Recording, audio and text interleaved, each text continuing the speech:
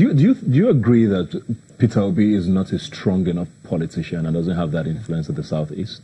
Especially seeing this now, the PDP, quote-unquote, heavyweights in the region have now come out to say this. I mean, they've also said that they're waiting to meet with Atiku before they issue a final statement. But is it true that he's not strong enough in the southeast to pull in the vote? Now, politically, I think his nomination is strategic, political in nature.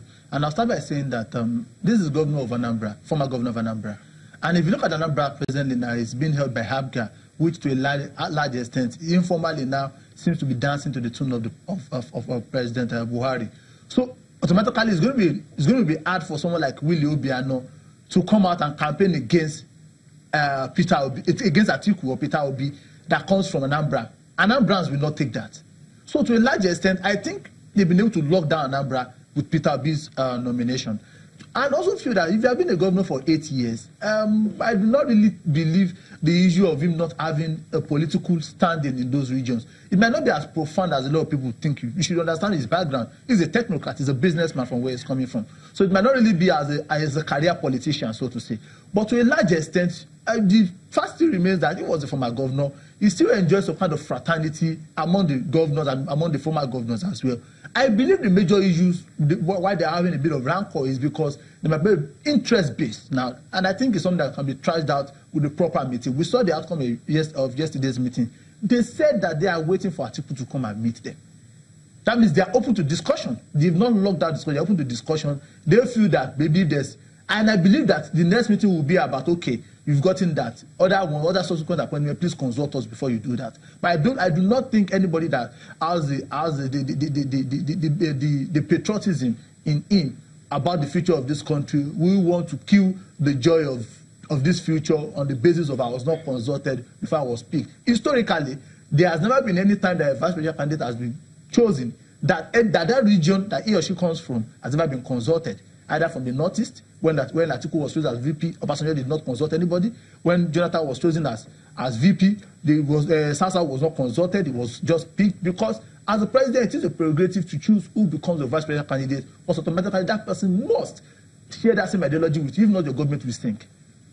You've talked a lot about, how the election will be won and lost, about the North being very key and, of course, one of the regions of the South.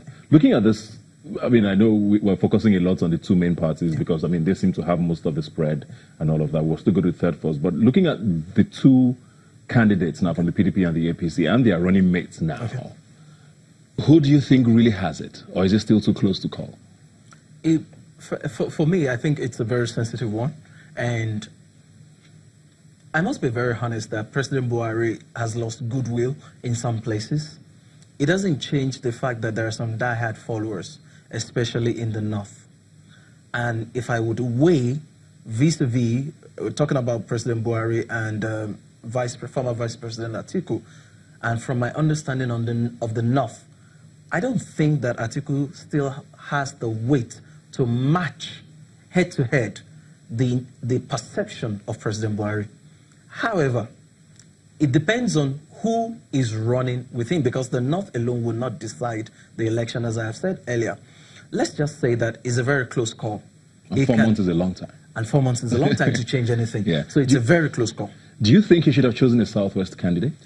Well, I personally now, as someone from Yoruba, as a Yoruba man, I would probably prefer someone from the Southwest. However, I think I am more in the reality of the unity of Nigeria. This is a marriage, and for 33 years, the Igbos, the Southeasterns, have never been up that high ever for 33 years. The last time they did that was during the General Ibrahim Babangida, and that was just for 1 year. So to a large extent, I think it's historical for that region. I think now it's important that they feel part and parcel of the marriage and unity called Nigeria. So, so I think that is the best thing moving forward as a united country. Let's quickly touch on the other candidates now, especially Donald Duke now, who the SDP seems to be strong these days, at least one of the strongest of the other forces. There's Obieze Kwesili, Kingsley Moghalu has been in the fight for quite a while now, Yele Sowore.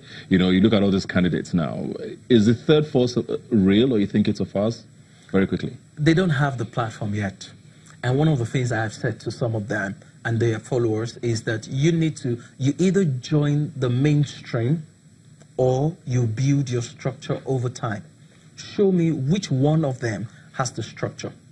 Nigeria has 774 recognized local governments, and PDP and APC have at least an office in each local government in Nigeria. Show me which other one has covered a region, not to even talk of the entire nation. You don't think the SDP is strong enough? I mean, they have a lot of.